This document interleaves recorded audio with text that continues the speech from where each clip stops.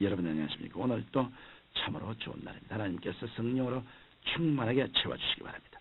저는 오늘 히브리서 5장 1절로 10절의 말씀을 가지고 우리의 대제사장 되신 예수 그리스도라는 제목으로 은혜를 나누고자 합니다. 구약시대에 율법이 주어진 이유로 이스라엘 백성들은 하나님께 제사를 드리고 싶으면 먼저 하나님의 제사장을 찾아가야만 했습니다. 하나님께 제사를 드리는 것은 아무나 할 수 있는 일이 아니라 반드시 성별된 제사장들만이 할 수 있었던 특권이요 의무였던 것입니다.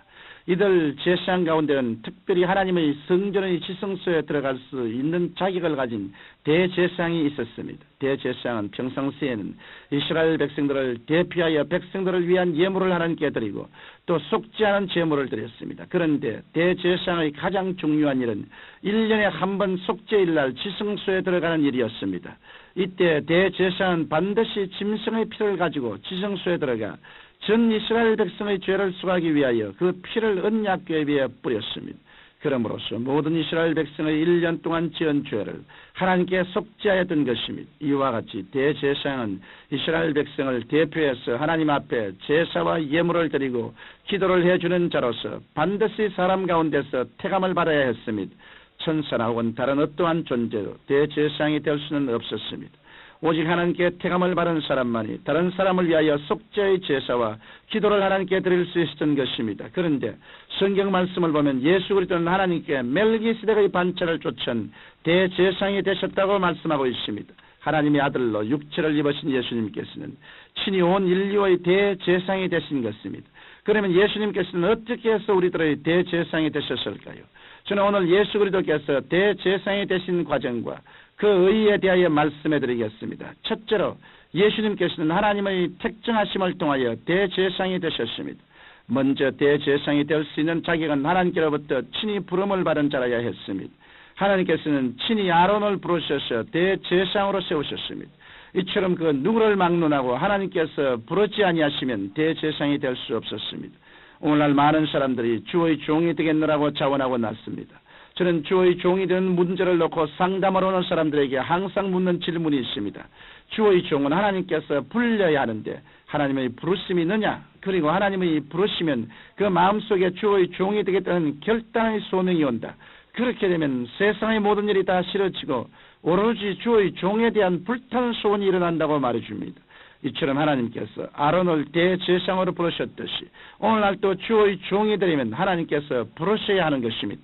그런데 예수님께서도 하나님의 이러한 부르심으로 말미암아 대제사장이 되신 것입니다. 히브리서 5장 5절에는 또한 이와 같이 그리스도께서 대제사장 되심도 스스로 영광을 취하심이 아니오라고 말씀하시므로 예수님께서 스스로 대제사장이 되신 것이 아니라 하나님 아버지의 부르심을 쫓아 대제사장이 되셨다고 기록하고 있습니다. 또한 대제사장은 반드시 사람이어야 하기 때문에 예수님께서는 하늘 보좌에서 내려와 육신을 입고 인간이 되셨습니다. 예수님께서는 성령을 통하여 동정녀 마리아의 몸에 잉태되어 완전한 신이자 완전한 사람이 되신 것입니다. 이와 같이 예수님께서는 하나님의 택정하심에 따라 성육신하셔서 만인의 죄를 대속하는 대제사장이 되셨습니다. 둘째로 예수님께서는 멜기세덱의 반차를 쫓아 대제사장이 되셨습니다. 원래 하나님께서는 이스라엘 민족과 약속을 맺고 율법을 주실 때 레위 지파의 자손인 아론을 택하여 대제사장이 되게 하였었습니다. 그리고 그 이후 모든 대제사장은 아론의 반차를 쫓아 나왔으며 아론의 반차를 쫓지 않은 자 중에서는 누구도 대제사장이 될 수 없었습니다. 그러므로 아론을 비롯한 모든 대제사장들은 하나님의 율법하에 있는 율법의 보존자요 증거자였었습니다.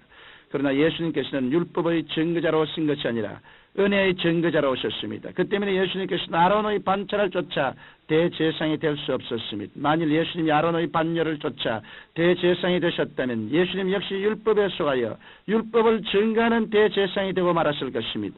하지만 예수님께서는 구약시대 율법 아래서 세운 옛 언약을 폐하시고 새로운 언약 즉 신약을 세우기 위하여 아론의 반차가 아닌 멜기세덱의 반차를 쫓아 유다 지파에서 나오셨던 것입니다. 이 멜기세덱은 의의 왕이요 평강의 왕으로서 시작한 날도 없고 생명의 끝도 없어 하나님의 아들과 방불하다고 성경은 말씀하고 있습니다. 그런데 멜기세덱은 전쟁에서 승리하고 돌아오는 아브라함에게 떡과 포도주를 주고 축복해 주었습니다.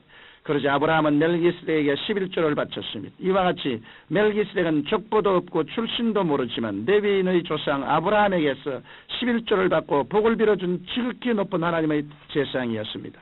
마찬가지로 예수님은 레위 족보에서 나지는 않으셨으나 레위 족속의 제사장보다 훨씬 뛰어나신 만인의 대제사장이 되셨습니다. 그런데 대제사장의 직분이 바뀌면 언약도 바뀌고 언약의 보증도 바뀌게 됩니다. 이러므로 예수님께서 오셔서 만인의 대제사장이 되신 이후부터는 구약에서 신약으로 율법에서 은혜로 바뀌게 되었습니다. 그리고 모든 사람은 오직 믿음을 가지고 대제사장 대신 예수 그리스도 앞으로 나아갈 때 하나님 아버지께 이를 수 있게 된 것입니다. 셋째로 예수님께서는 대제사장이 되심으로 자기를 순종하는 모든 자에게 영원한 구원을 베풀어 주셨습니다. 대제사장이 일반 백성들을 위하여 제사를 드리고 속죄함을 기도하려면 먼저 백성을 이해할 수 있어야 합니다. 그래야만 자비와 사랑과 동정을 가지고 백성의 죄를 하나님 앞에 구하고 용서를 빌 수 있었던 것입니다. 그런데 예수님께서는 이 세상에 오셔서 우리와 같이 모든 연약함을 겪으셨습니다. 성경 히브리서 4장 15절에는 우리에게 있는 대제사장은 우리의 연약함을 채울하지 아니한 자가 아니요 모든 일에 우리와 한결같이 시험을 받은 자로 돼 죄는 없으시니라고 말씀하고 있습니다. 이와 같이 예수님께서 우리와 똑같이 육신의 연약함을 체험하셨기 때문에 우리들의 연약함을 긍휼히 여기시는 것입니다. 나아가서 예수님께서는 육신의 연약함에도 불구하고 하나님의 뜻에 철저히 순종하심으로 인간으로서는 가장 견디기 힘든 십자가의 고난을 당하셨습니다. 예수님께서는 믿음과 순종을 통하여 육신의 연약함을 극복하는 본을 보이신 것입니다.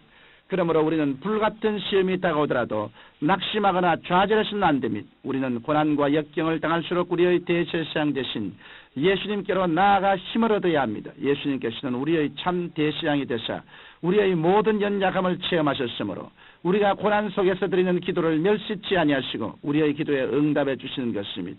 이와 같이 우리가 예수님 앞으로 나오면 예수님은 우리의 대제사장이 되셔서 우리를 위해 기도해 주시고 우리의 죄를 사해 주시며 우리에게 영생을 선물로 주시는 축복을 베풀어 주십니다. 청취자 여러분, 우리 믿는 사람들에게는 영원토록 대제사장 되신 예수님이 계십니다. 예수님께서는 자신의 피로서 단번에 우리의 모든 죄를 대속하시고 자신의 육체를 찢어서 하나님께로 나아가는 길을 열어놓으셨습니다. 그러므로 여러분은 대제사장 되신 예수님을 구주로 믿고 의지함으로 하나님의 은혜의 보좌 앞으로 담대히 나아가십시다.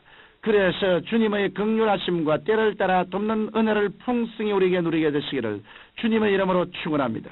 살아계신 아버지 하나님, 모두 다 우리 대제사장 되신 예수님께 나와 겸비하게 무릎을 꿇고 마음문을 열어놓고 크신 은총을 받게 하여 주옵소서. 예수님 이름으로 기도합니다. 아멘.